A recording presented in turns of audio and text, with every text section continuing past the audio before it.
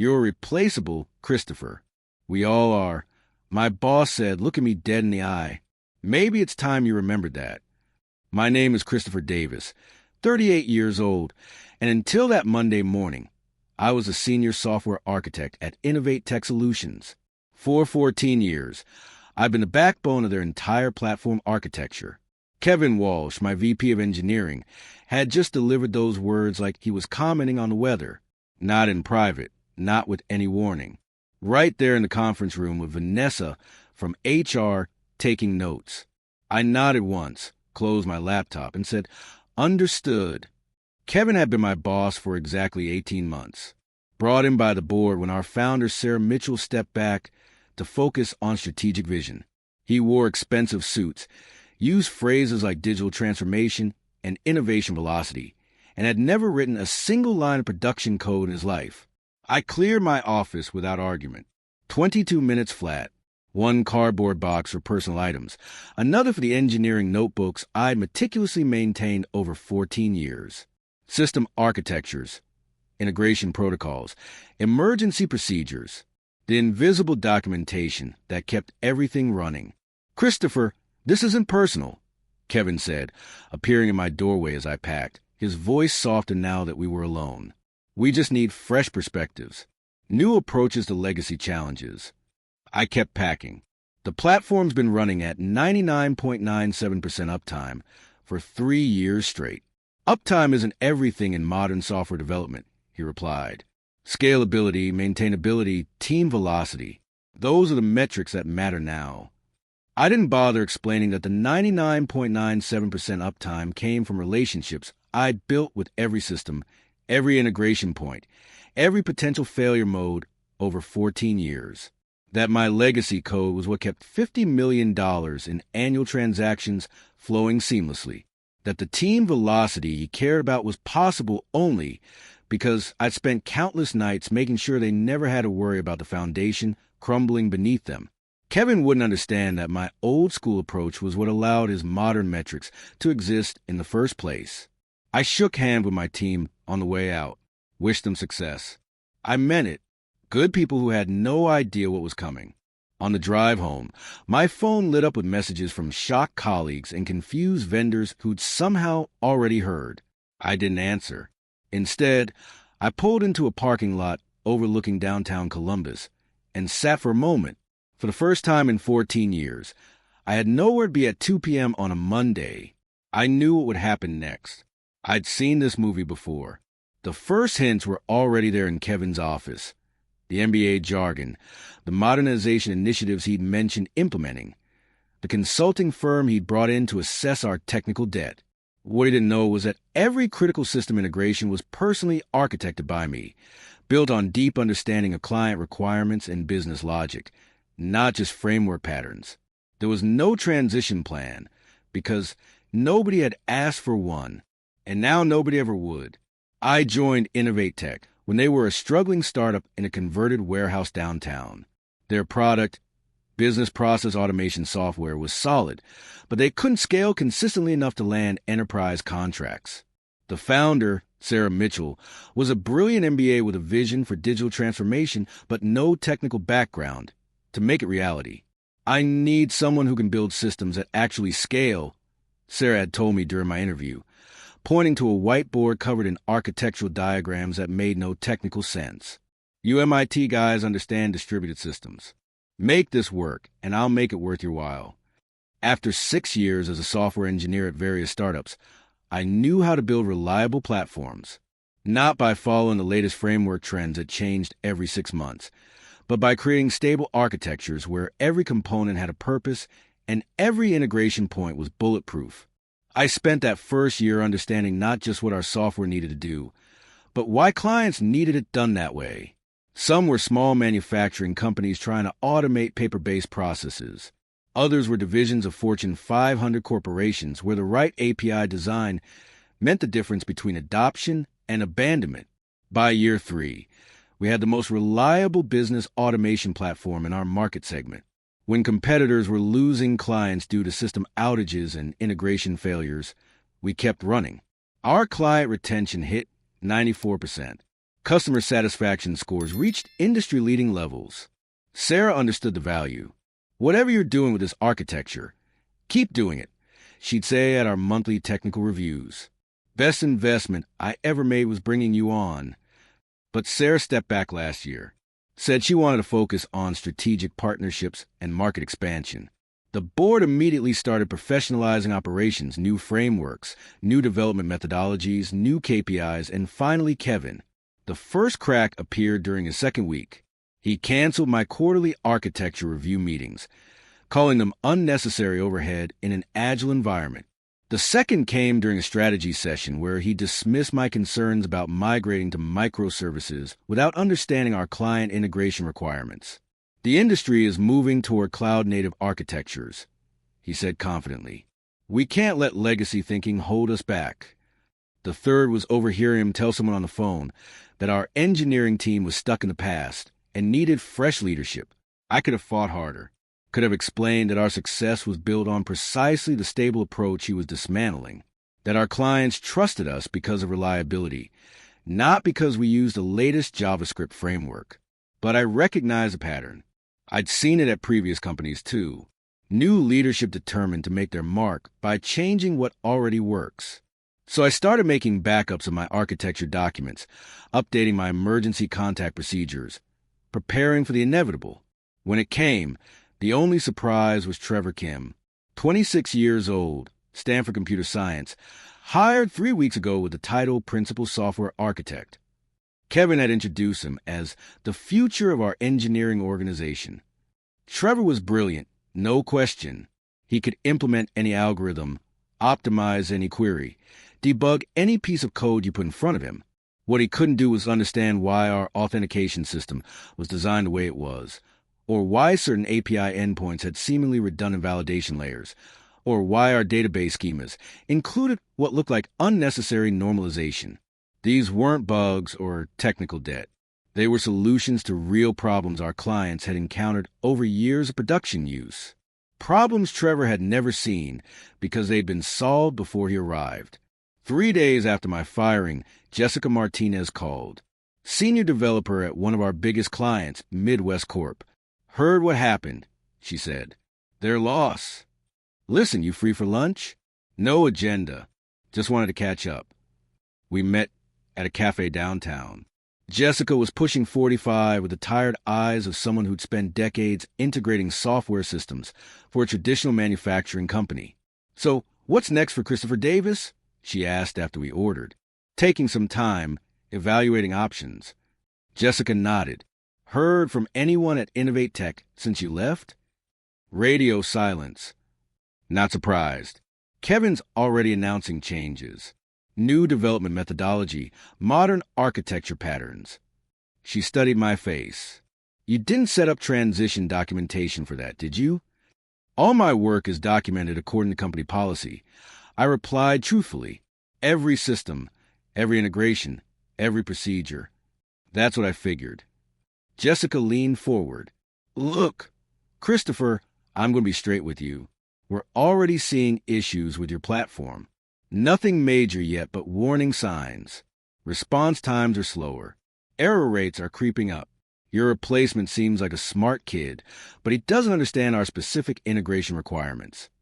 I took a sip of coffee, trying to mask my reaction. It was happening faster than I'd expected. Not your problem anymore, Jessica continued. But here's what might interest you. Dataflow Systems is looking for someone to overhaul their platform architecture. Their CTO, Michael Chun, is an old colleague. When I heard what happened to you, I mentioned your name. I appreciate that. He wants to meet you. They're expanding into enterprise automation, and their current setup can't handle the scale. Sound familiar? It did. Exactly like Innovate Tech 14 years ago. As we finished lunch, my phone buzzed with a text from Sarah Mitchell. Just heard. Call me when you get a chance. On the drive home, I felt something shift inside me. Not anger exactly. I was past that. Something colder, more calculated. Kevin had made a critical error.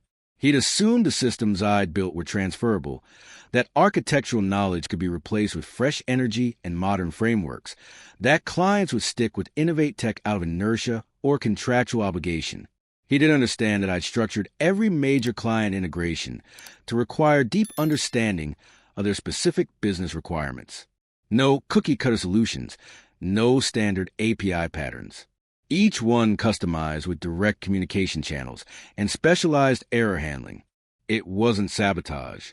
It was how I'd always operated. Personal accountability built into every system design. My approach. That evening, I received my first message from Innovate Tech since the firing. Not from Kevin, but from Trevor. Urgent. Christopher, I'm having trouble understanding the authentication flow for the Midwest Corp integration. The documentation shows the endpoints, but not the validation sequence. Can you help? I didn't reply immediately. Instead, I called Sarah back, then Michael Chin at Dataflow Systems, then 2 other CTOs who tried to hire me away over the years. By Friday, I had 3 solid offers. By Monday, I'd made my decision. I wasn't just going to rebuild somewhere else. I was going to show Kevin exactly what replaceable actually meant. 2 weeks after my firing, I accepted the Chief Technology Officer position at Dataflow Systems. They specialize in enterprise workflow automation, different vertical from Innovate Tech, but similar technical challenges. Michael Chun, their CEO, gave me full authority to rebuild their platform architecture from the ground up. We need what you build at Innovate Tech, he said during our final interview. Our growth is outpacing our infrastructure. Fix it, and there's significant equity in it for you. I spent my first day walking the development floor, talking to engineers, getting the unfiltered truth about what worked and what didn't. By day 3, I had identified their critical bottlenecks: inconsistent API responses, database performance issues under load, and fragile integration points that fail whenever client requirements change slightly. That Friday, my personal phone rang. Kevin Walsh's name lit up the screen. I let it go to voicemail. His message was polite, but tense. Christopher, hope you're settling in well at your new position. We're having some technical challenges with client integrations. Wondering if you might be available for a brief consultation. Compensated, of course. I didn't call back. Monday morning, my new assistant forwarded an email that had come through Dataflow's general contact form. Urgent technical assistance request from Kevin Walsh, VP Engineering at Innovate Tech Solutions. I deleted it without reading further. By Wednesday, he was calling my personal phone every few hours. I blocked his number. On Thursday, he showed up at Dataflow's reception area. Mr. Davis is in meetings all day. The receptionist told him, following my standing instructions for any Innovate Tech visitors. Tell him it's urgent, Kevin insisted. We have production issues that could cost us major clients. I watched through the security monitor from my office as he waited for 45 minutes before leaving, his confident demeanor finally cracking. That afternoon, I received a detailed message from Alex Rodriguez, a junior developer I'd mentored at Innovate Tech. We'd stayed in touch, and he'd become my eyes and ears inside the company. Complete chaos, he wrote. Midwest Corp integration is throwing authentication errors every few hours. Trevor can't figure out why the validation sequence keeps failing. The Tech Global API is rejecting requests that worked fine last month. 3 other client systems are showing intermittent connection issues that seem only affect our platform. I hadn't asked these clients to create problems for Innovate Tech. I hadn't needed to. They were experiencing the natural consequences of replacing deep system knowledge with surface-level framework expertise. The authentication errors Alex mentioned weren't random failures. They were the result of a complex handshake sequence I designed specifically for Midwest Corp's legacy security requirements. Their IT department had strict validation protocols that required our system to authenticate not just user credentials, but also request signatures, timestamp validity, and session continuity across multiple API calls. The documentation existed, but it only explained what happened, not why it happened or how to debug it when the sequence broke. Trevor was brilliant at implementing algorithms, but he'd never worked with enterprise clients who had decades-old security requirements that couldn't simply be modernized away.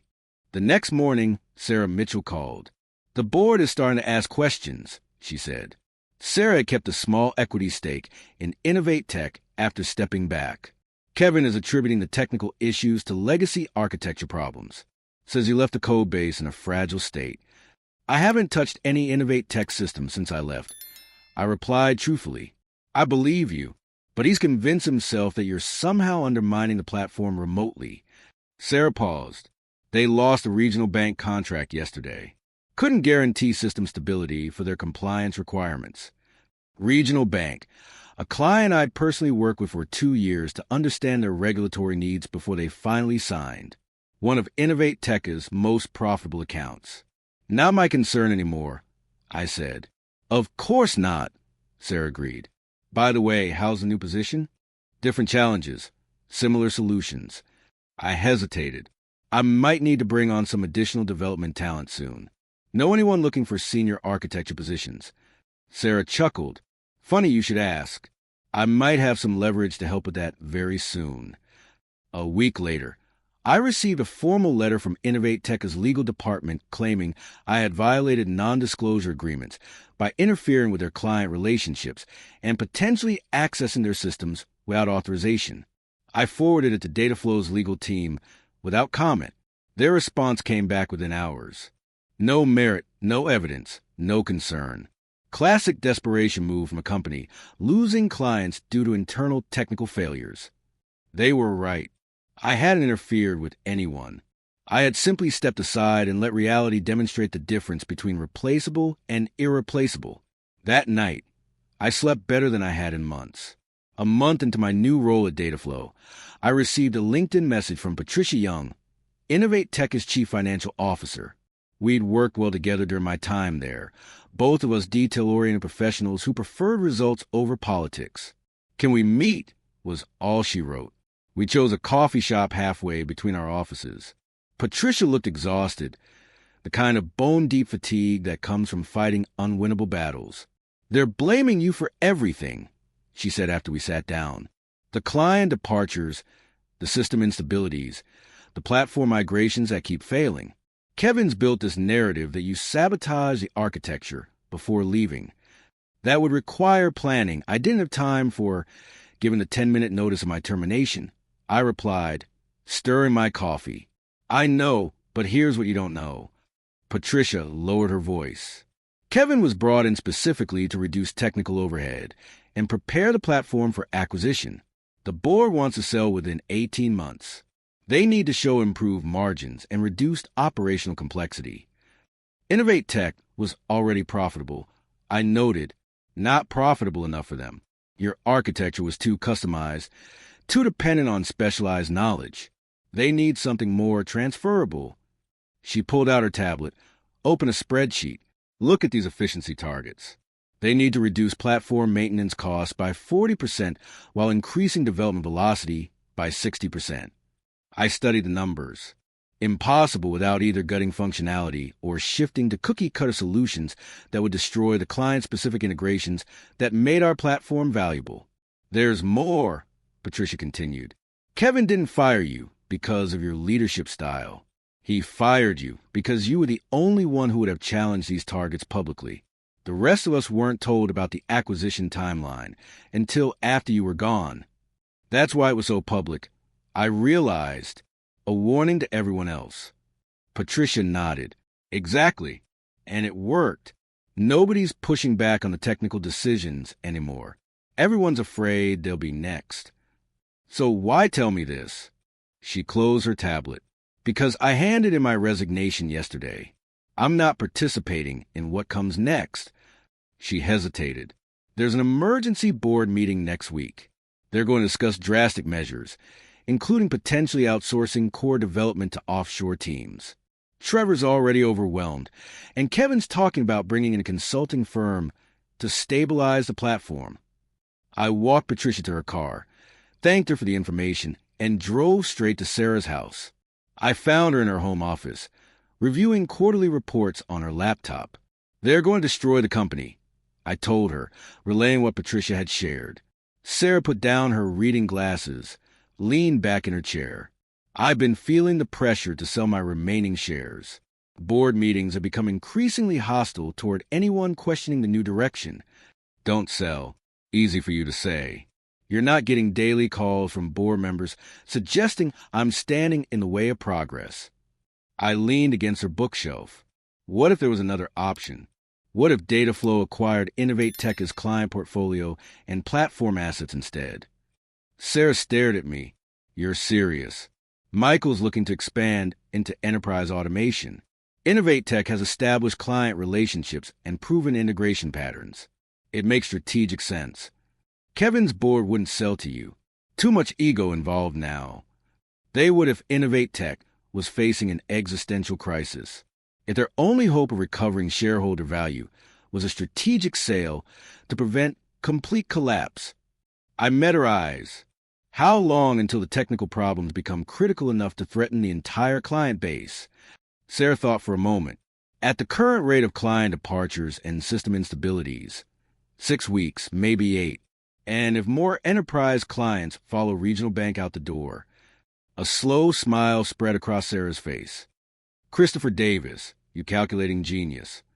I'm not suggesting anything unethical, I clarified. I'm merely positioning Dataflow to provide a solution when the inevitable crisis occurs. Of course, Sarah nodded. Purely market-driven opportunity. That night, I drafted a detailed acquisition proposal for Michael outlining how Innovate Tech's client relationships and platform capabilities would solve our scaling challenges while giving us immediate entry into established enterprise markets. I wasn't orchestrating Innovate Tech's downfall. Kevin and his efficiency initiatives were doing that perfectly well on their own.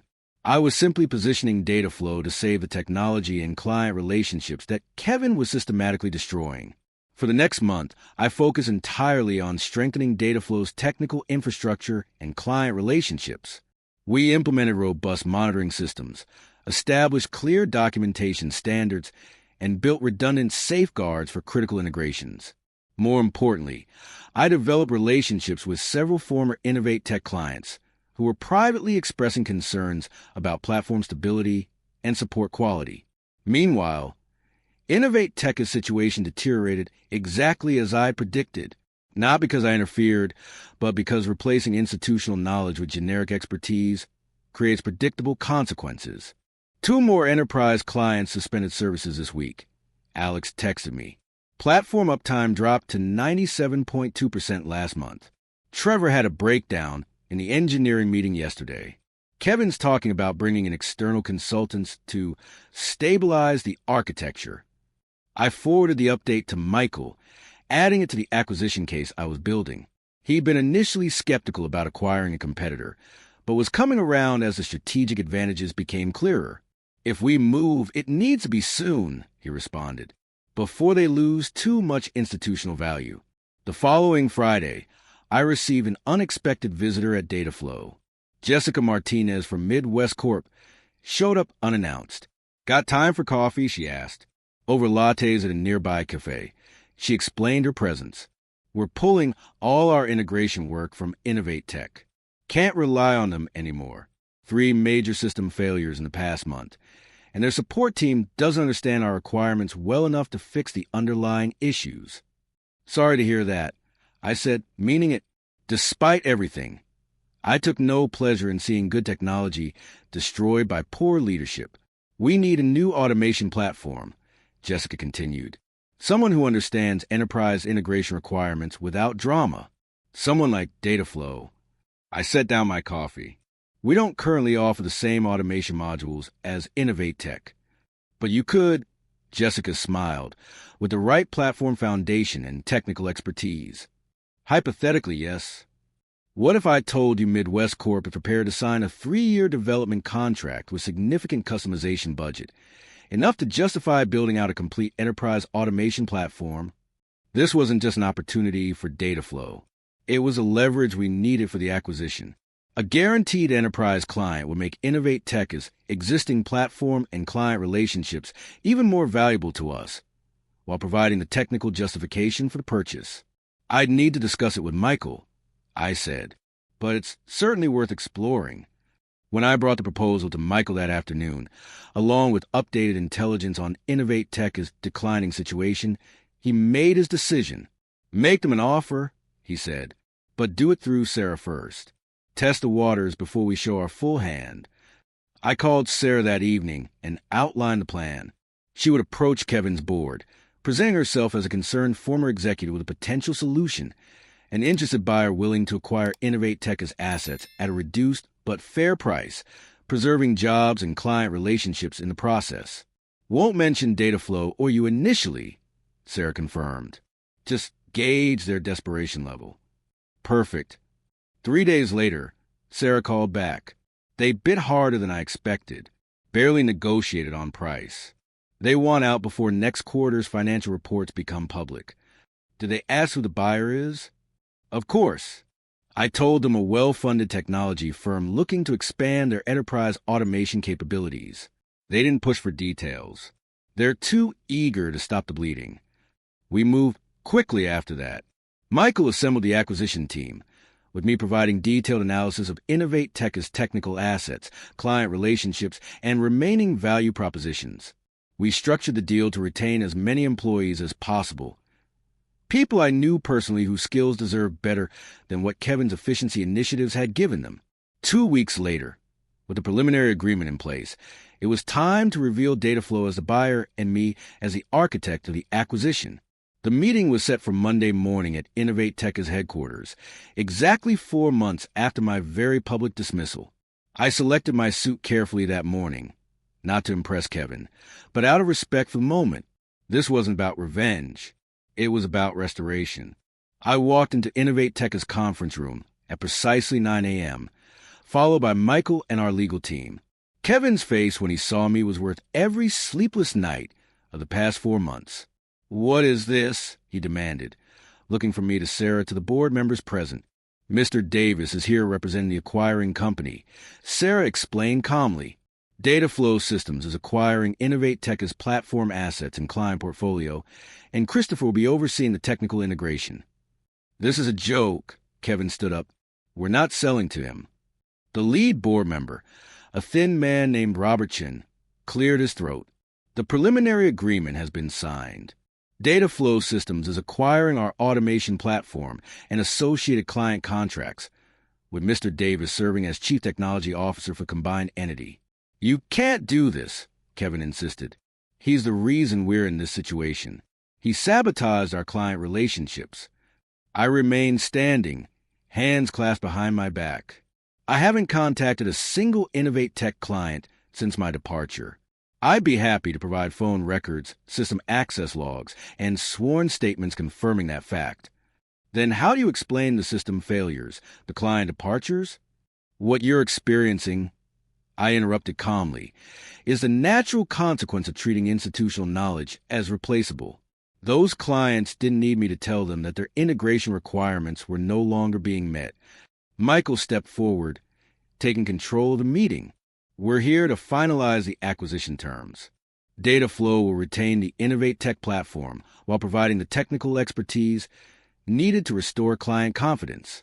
We'll keep as many employees as operations can support, including full transition assistance for anyone who wants to stay." Kevin looked to the board members for support, but found none. They were cutting their losses, and he was just another overhead cost to eliminate. "What about me?" he finally asked. Michael glanced at me, then back to Kevin. "Your services won't be required during the transition or beyond. However, we'll provide a standard severance package and positive references for your future endeavors." Kevin gathered his papers with shaking hands. "You planned this from the beginning," he accused me.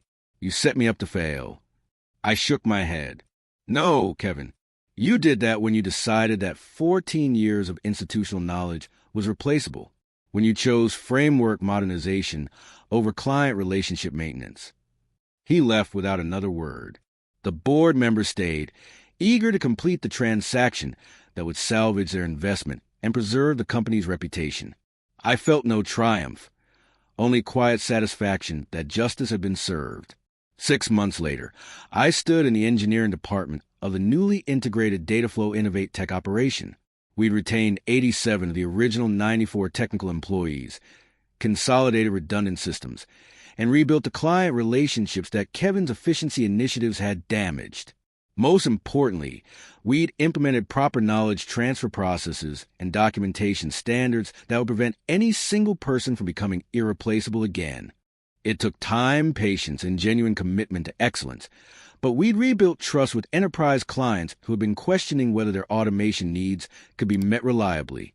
The combined company was on track to hit $35 million in annual revenue, nearly triple what Innovate Tech had achieved at its peak under Kevin's leadership. Michael had made good on his equity promise, making me a significant shareholder with real influence over technical decisions. As I completed my daily walk through the development floor, Alex Rodriguez, now our senior platform architect, approached with his tablet.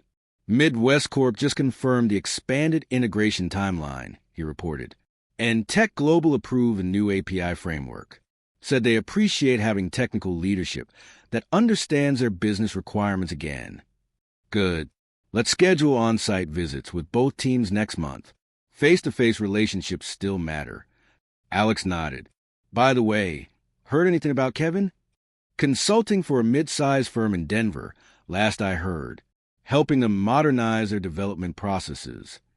Think he learned anything from all this? I considered the question as we walked past developers collaborating on integration solutions, the kind of deep technical work that required both expertise and institutional knowledge. Probably not the right lesson, I finally answered. People rarely do. That evening, I stayed late reviewing architectural plans for our next platform expansion. Sarah stopped by on her way out, having joined our advisory board after the acquisition. You proved your point, she said, leaning against my office doorway. Built it back better than it ever was. Wasn't about proving a point, I replied. Sarah smiled. Sure, Christopher. Whatever helps you sleep at night.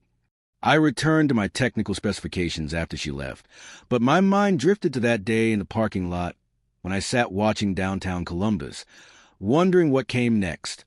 Sometimes the best response to being called replaceable isn't anger or argument. Sometimes it's simply stepping aside and letting competence speak for itself. I hadn't set out to destroy Kevin's vision or take over Innovate Tech. I'd simply refused to let good technology and client relationships be destroyed by someone who couldn't recognize their value. That was vindication enough.